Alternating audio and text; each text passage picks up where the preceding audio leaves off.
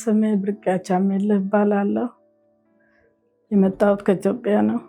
በጣም ታመም ነበረ። ብዙ ጊዜ ታመም ያለው መንቀሳቀስ አትችልም። ቤት ውስጥ ተኝታ ምግብ መብላት አትችልም።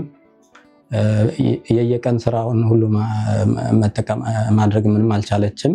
የግልም የመንግስት ሆስፒታል ብዙ ተከታትያለሁ። ምንም ውጤት ስላላገኘው ዶክተር ማነው በኤምአርአይ ነግረውን ነበረ። ግን እዚህ ሀገር መሳሪያ እንደሌለ ማከም እንደማይችሉ እና ሌላ ቦታ አፕላይ ማድረግ እንደምትችሉ ነው ያገሩን።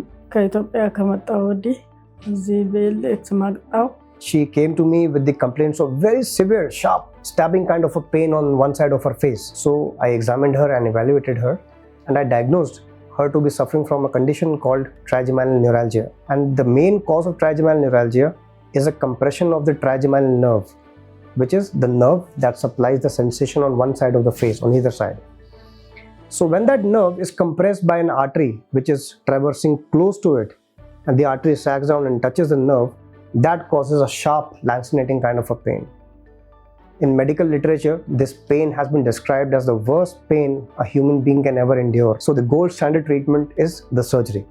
And the surgery is called microvascular decompression, wherein we just make a small opening on the backside of the skull, find the artery and the nerve, separate the two, and insert a Dacron patch in between the two, so that they cannot touch each other. ከሳሳቸውን አገኘን። ከዛ በፕላናችን መሰረት በሶስተኛው ቀን አድሚት ተደርገን ወደ ህክምናው ወደ ሰርጀሪ ገባን። So we did the similar case, did the similar surgery in Birke's case also.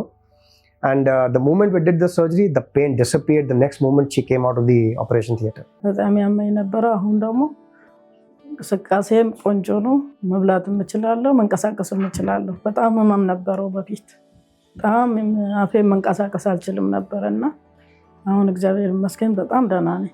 እና በስተመጨረሻ ዶክተር ሮሂትን እና የሱን ቲም በጣም እናመሰግናለን። ቤልኬሜክስን በጣም እናመሰግናለን። we appreciate, thank you.